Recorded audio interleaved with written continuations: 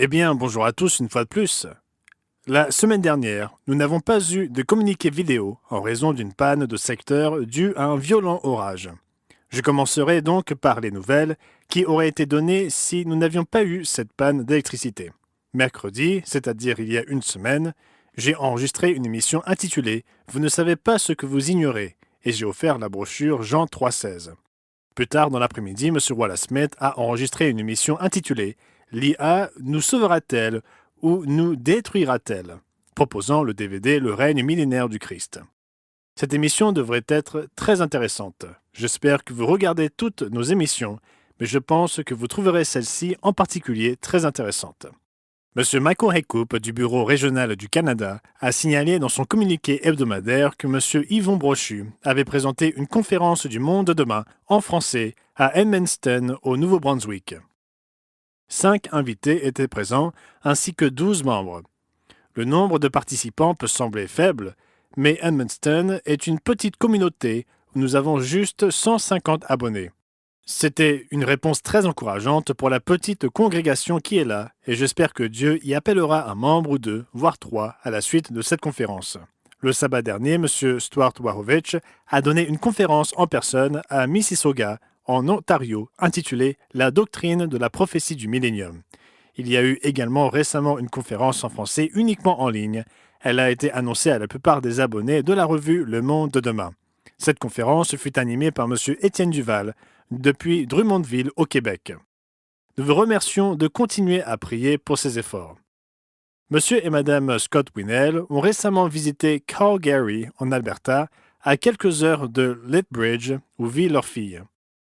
Pendant leur séjour, M. Winnell a donné un sermon en ligne aux 14 congrégations de l'Alberta et de la Colombie-Britannique. M. Peter Nathan a déclaré « Nous avons reçu une bonne nouvelle. Notre contrat avec ETV en Afrique du Sud a été prolongé d'1 an. Depuis que nous avons commencé à diffuser sur ETV en août dernier, nous avons reçu plus de 7000 réponses à l'émission du Monde de demain sur cette chaîne. C'est devenu un moyen très efficace d'atteindre les gens dans ce pays et avec l'aide de Dieu, cela continuera ainsi. » Cette semaine, le camp d'aventure pour adolescents et jeunes adultes dans le Parc national des voyageurs s'est achevé avec succès. Il a été signalé qu'il n'y a pas eu de chavirage accidentel, donc c'est une bonne nouvelle. Je suis sûr que les participants garderont un souvenir impérissable des 72 km parcourus en canoë-kayak, de leurs amitiés qu'ils ont nouées et de celles qu'ils ont approfondies. Le camp pour les jeunes commence le dimanche de cette semaine, avec l'orientation du personnel, c'est-à-dire le 6 juillet. Les campeurs arriveront le mardi 8 juillet et le camp débutera le lendemain. Vos prières pour la sécurité et la réussite de tous nos camps, qu'il s'agisse des camps d'adolescents ou de pré-adolescents, sont très appréciés. Le mardi 1er juillet a marqué la célébration annuelle de la Fête du Canada. En 1867, le Nouveau-Brunswick, la Nouvelle-Écosse et la province du Canada, qui se compose aujourd'hui de l'Ontario et du Québec, sont entrés dans la Confédération, créant ainsi le Dominion du Canada.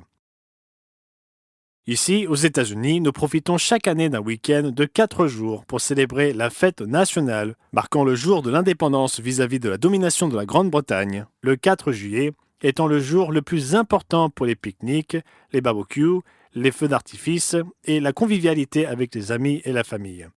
Carole et moi partons cette semaine pour le camp des adolescents à Athènes, au Texas, et d'autres personnes me remplaceront peut-être pour ces communiqués hebdomadaires. Cela dépendra du temps dont je disposerai et des installations dont nous disposerons à ce moment-là. Il se passe beaucoup de choses dans le monde, alors assurez-vous de faire ce que Jésus vous demande, veillez et priez.